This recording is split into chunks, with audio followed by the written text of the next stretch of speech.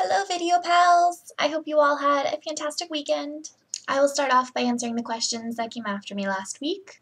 If I could play any part in a play or a musical, that's a really hard question. I think if I had to pick, I would go with Cosette from Les Mis. That's one of my all-time favorite musicals, and it's a really, really beautiful part. And Castle on a Cloud was one of the first songs from a musical I was introduced to, and I fell in love with it. If I could travel anywhere in time or space, that's another hard question.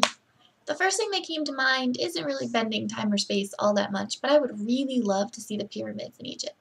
What house am I? Ravenclaw. Until Pottermore tells me otherwise, because yes, I do have a Pottermore account. I didn't get my welcome email today though. It's breaking my heart to see all of these people get theirs and play and get in, and I'm very happy for them, but I want mine!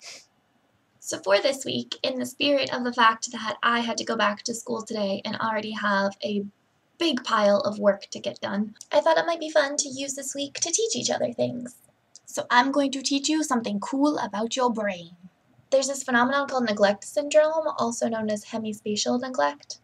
If a person gets an injury or has a stroke in a certain area of the right side of their brain, because of the way things cross over within their brain, they may stop perceiving the left side of space, including their body.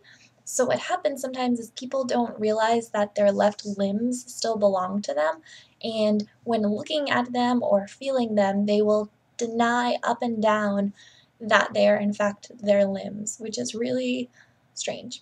And the brain is so fascinating when it tries to compensate for things because it doesn't realize anything's wrong at all. It just completely ignores the left side of the world. So if you were to ask a person with hemispatial neglect to draw you a clock, it might look like this.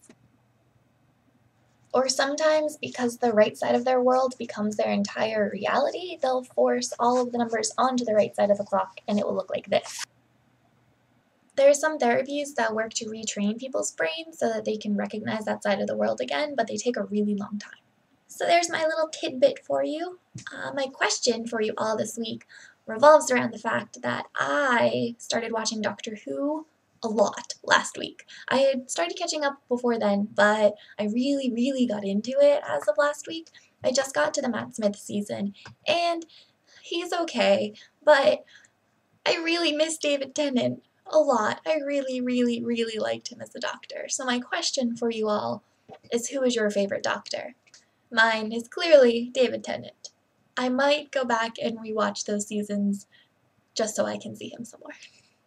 Have a happy week!